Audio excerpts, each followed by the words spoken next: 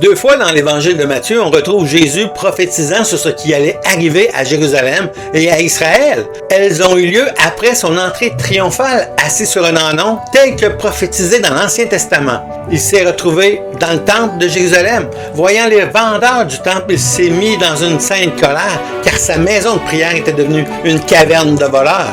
Avant de partir, Jésus s'adressa à Jérusalem en disant que son temple, sa maison, allait être laissée déserte, car lui, leur Messie, n'a pas été reconnu et qu'ils allaient ne plus le voir jusqu'à ce qu'ils disent « Béni soit celui qui vient au nom du Seigneur ». Dans le premier temple, la gloire de l'Éternel était présente. Dans le second temple, c'est Jésus qui était la gloire de l'Éternel, Dieu fait homme qui a été présent, mais il n'a pas été reconnu. Après avoir quitté le temple, en route vers le mont des Oliviers, il affirma à ses disciples que le temple allait être détruit. Quelques jours après, Jésus a été crucifié. Et 3 jours après, le Père l'a ressuscité des morts. Mais avant de mourir, Jésus avait promis à ses disciples que le Saint-Esprit allait venir sur eux. Ce fut à la Pentecôte que l'Esprit Saint est descendu sur les disciples de Jésus. Il est venu habiter dans chacun d'eux. Cela leur a permis de devenir le temple de l'Esprit.